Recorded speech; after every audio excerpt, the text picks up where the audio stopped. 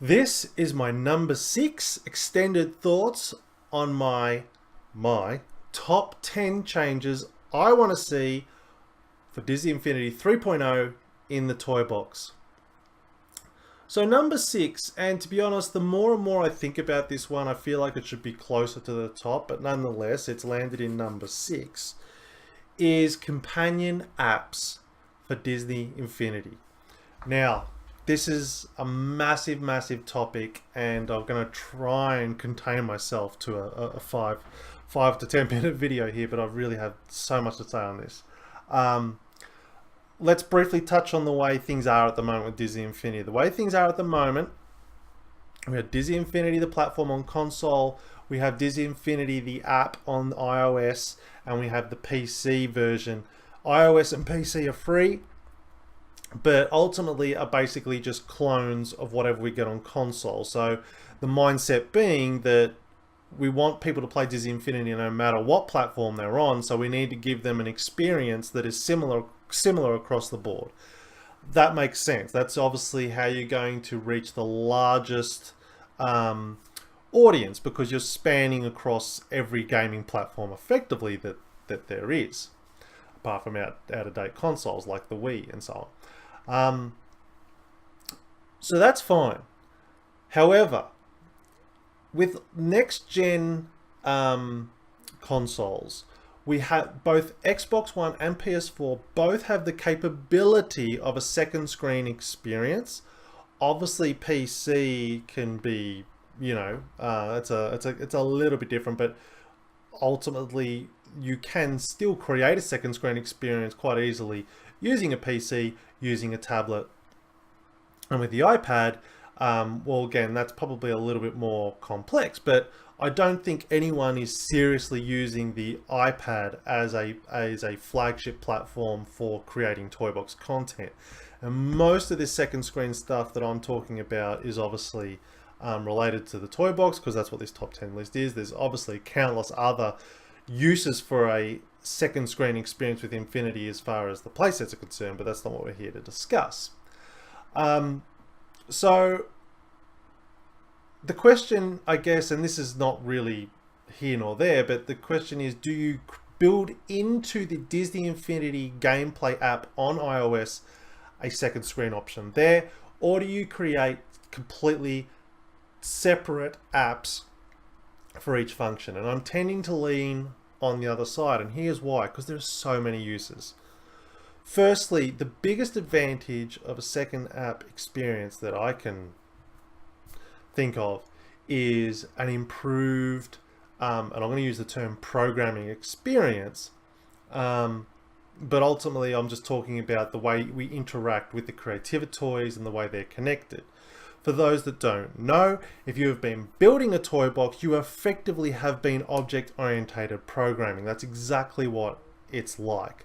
A Creativa toy is effectively just an object, and it has certain methods, and you connect those objects with other objects and you determine how they interact with each other.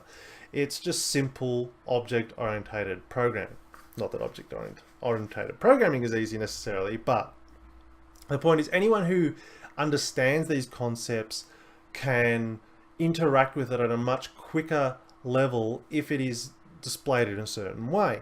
Now, something interesting that happened this year is we saw that the Frozen stuff was built into this, what was it, code something? I can't remember the exact name of it. I'm sure you know what I'm talking about. But anyway, they were doing this experiment where this website was all about teaching kids to code, and they were using the Infinity art style and Frozen characters to create content. And the way that website worked was exactly the way I learned to program, when object-oriented programming, when I studied at university.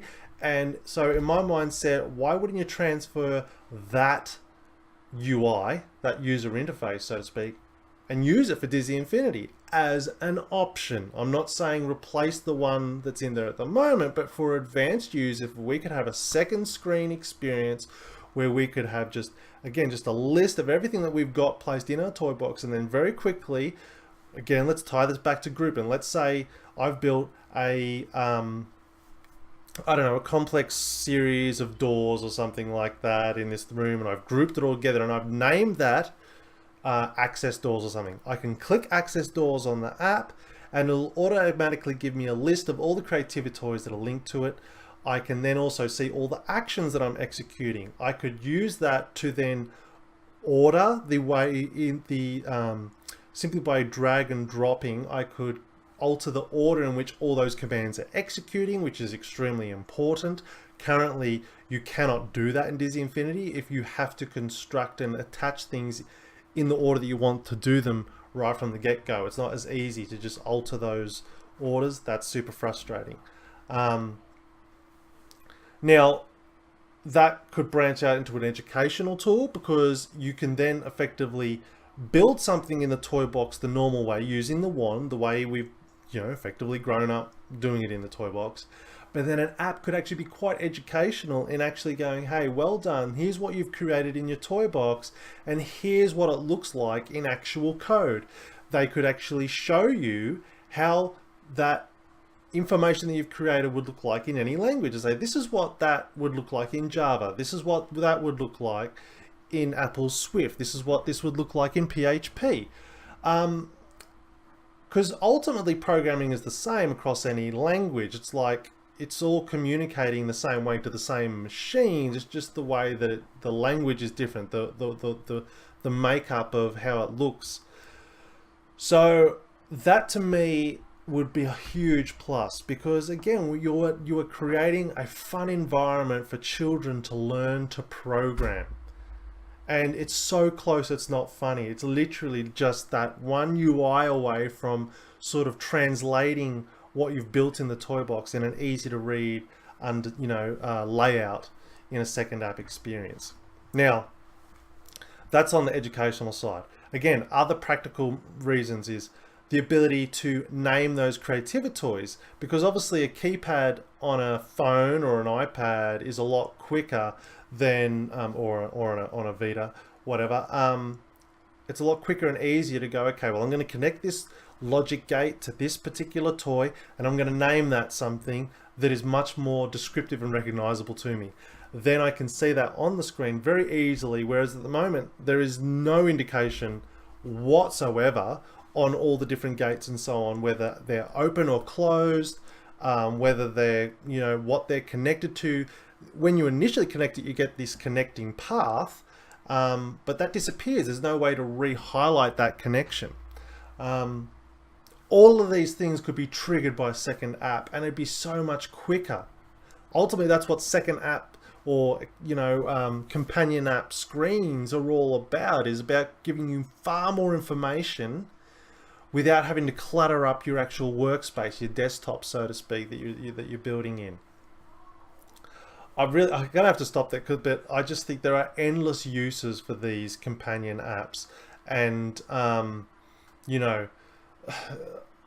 please let me know in the comments. This is one I really would like to break out in further conversations about, because I just think there is countless ideas that we could have with that sort of extended experience. I mean, we're not even talking about the fact that, if it's a mobile app, like an iPhone app or Android app, so to speak, the fact that you can be doing things to your toy box completely away from the game. You could be at work and be tweaking your logic and have that syncing with your game so that it's all sorted out by the time you get home and load up your toy box.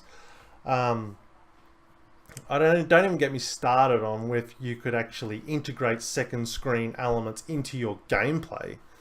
Like, how cool would that be if you had to be able to interact with, actually create interactions on the second screen for your gameplay stuff? That'd be so cool.